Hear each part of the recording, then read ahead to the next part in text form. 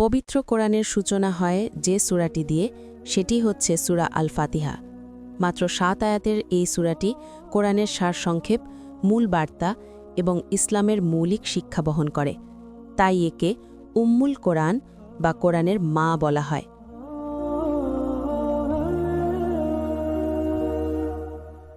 পবিত্র কোরআনের প্রথম সূরা সূরাতুল ফাতিহা।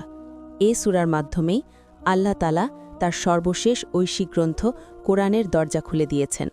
ফাতিহা শব্দের অর্থ উদ্ঘাটন কিংবা উদ্বোধন, আর মানে মা বা উৎস। তাই এ সূরাকে শুধু সূচনাই নয়, বলা হয় উম্মুল কোরআন, অর্থাৎ কোরআনের মূল সারাংশ বা মুখ্য সত্তা।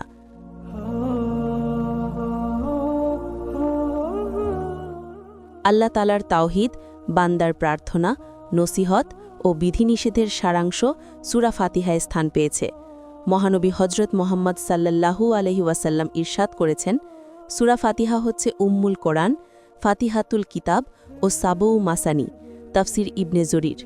মাত্র ৭ আয়াতের এই সূরাটি মক্কায় অবতীর্ণ হয়েছে। সূরাটিকে উম্মুল কোরআন অর্থাৎ কোরআনের জননী বলার কারণ, এ সূরার মধ্যে কোরআনের সারবস্তু নিহিত রয়েছে। বলা হয়ে থাকে, পুরো কোরআন শরীফ যেন সূরা ফাতিহার ব্যাখ্যা মাত্র।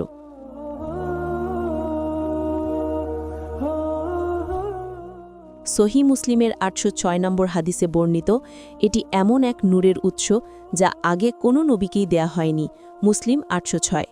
এ সূরার আরও কিছু গুরুত্বপূর্ণ নাম রয়েছে, যেমন আল হামদু শরীফ, সাবউ মাসানি ও সূরায়ে কাঞ্জ।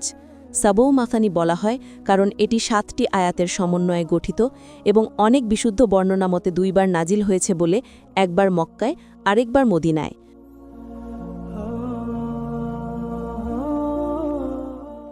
সূরায়ে কাঞ্জ বলা হয় কারণ এটি আরশের নিচে সংরক্ষিত ভাণ্ডার থেকে অবতীর্ণ হয়েছে বলে নবী করিম সাল্লাল্লাহু আলাইহি ওয়াসাল্লাম বর্ণনা দিয়েছেন। এই সূরার গুরুত্ব এমন যে নামাজে এর অনুপস্থিতি নামাজকে অসম্পূর্ণ করে তোলে। রাসূল সাল্লাল্লাহু আলাইহি ওয়াসাল্লাম বলেন, যে ব্যক্তি নামাজে সূরা ফাতিহা পড়েনি তার নামাজ সম্পূর্ণ হয়নি।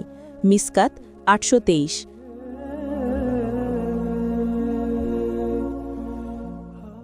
তাফসিরবিদদের মতে কোরআনের ৩টি মূল বিষয় তাওহীদ, বিধান ও উপদেশ সূরা ফাতিহায় একত্রে সন্নিবেশিত হয়েছে। এ কারণেই এটি শুধু কোরআনের শুরু নয়, বরং কোরআনের সারমর্ম হিসেবে উম্মুল কোরআন অভিধা পেয়েছে।